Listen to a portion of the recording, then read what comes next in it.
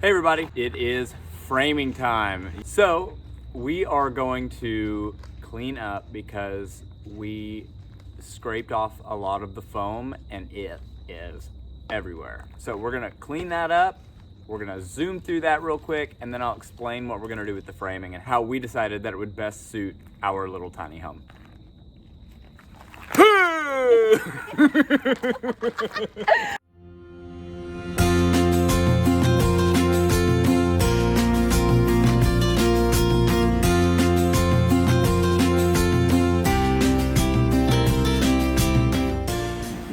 This is my bus.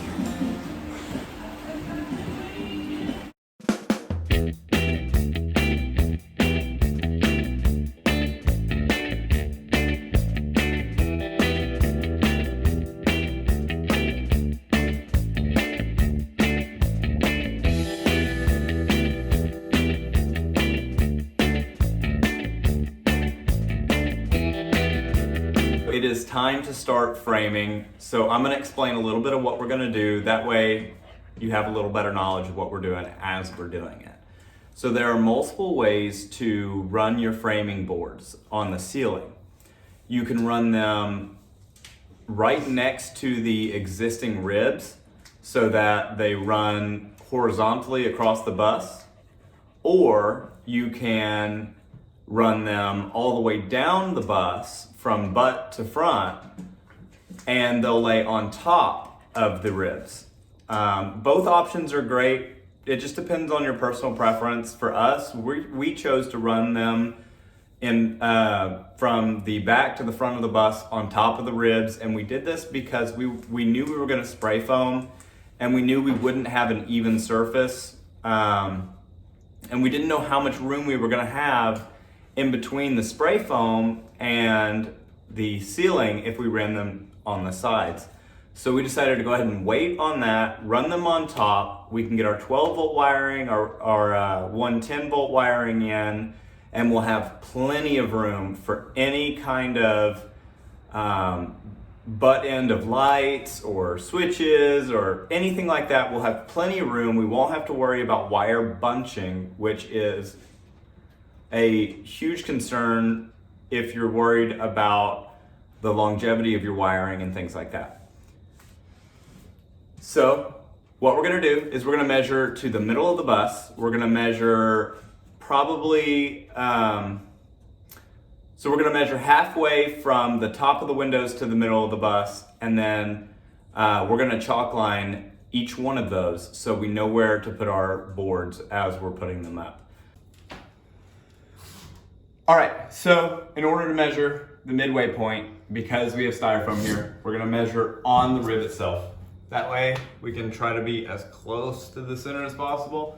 We're gonna measure on one end, measure in the middle, and then measure on the other end of the bus, and then we're gonna snap a chalk line. So let's get that done. Just keep going. I got this. Keep going. I am the camera person, because PC these days. Gotta hold that.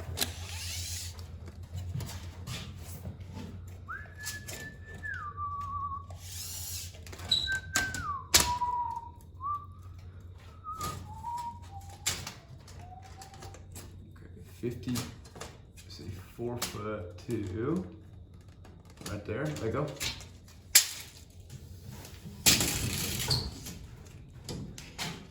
Hold that right there.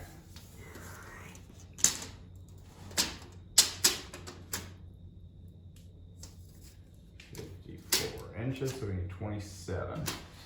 27 from there would be I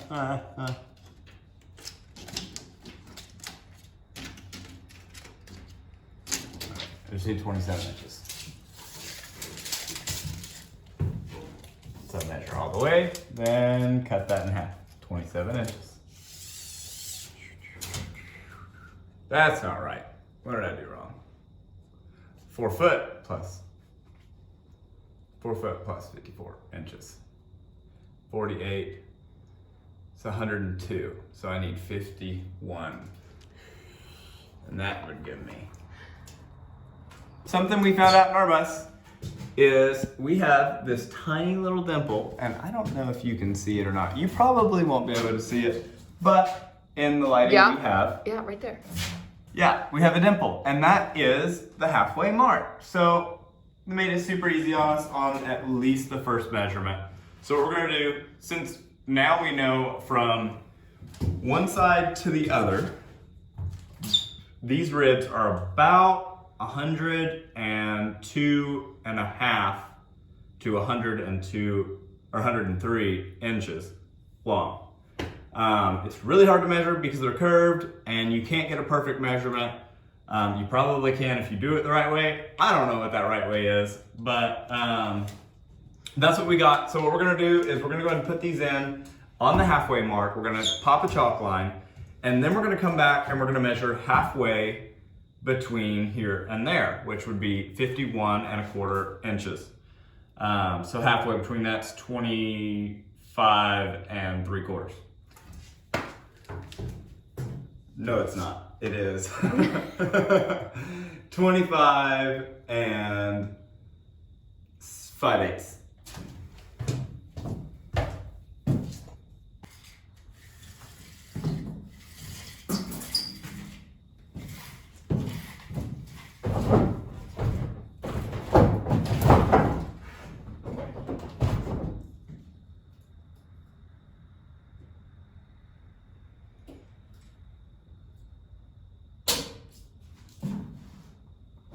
You see that line?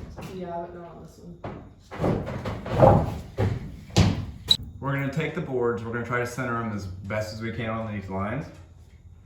And then we're going to put them in with these screws. We're gonna put one screw per rib going all the way down the bus. Another thing that I forgot to mention is we are not using traditional wood to metal screws. Wood to metal screws typically are gonna run really, really thick. We are running a 1.5, I believe is what their true measurement is. I can't remember off the top of my head, but we're running 1.5 inch boards. If you were to use a wood to metal screw on those, at least with my limited knowledge, you're probably gonna crack through them. You're gonna have to pre-drill every single hole, and that's a lot of metal to take out of each of these really small ribs. So I decided to opt for these. These are drywall screws. They are much thinner. They have a self-tapping tip on the end, and these are 2 inches and 2 5/8 inch.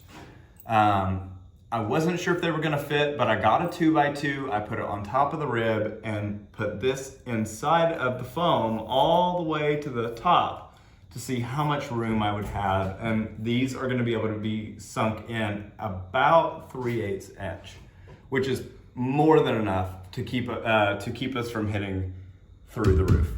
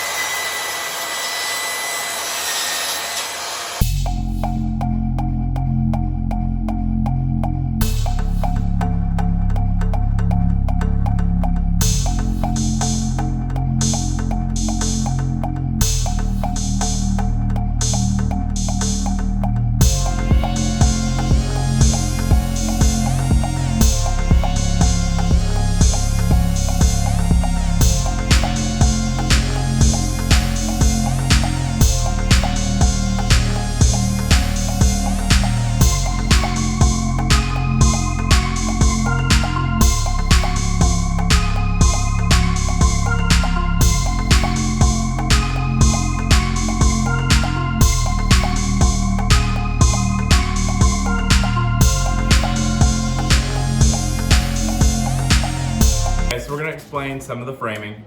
We decided to run vertical boards on the right side of the bus. And the reason we did that is because this is where our water lines are gonna be run. And it's a lot easier to run water lines through wood than it is to run through air. So we decided to go ahead and put those in. Now on the other side, we only have a very small portion of the bus that we're gonna have anything with weight that we're gonna need to attach to the wall to keep it from moving while we're in transit. So we're only gonna put those vertical beams in those places. That's gonna be where the pantry is, where the refrigerator is, the couches, things like that. But the rest of the bus, from about a third of the way down, all the way to the back on the right-hand side, we don't need any vertical boards because we don't really need them for any structural. And that's it.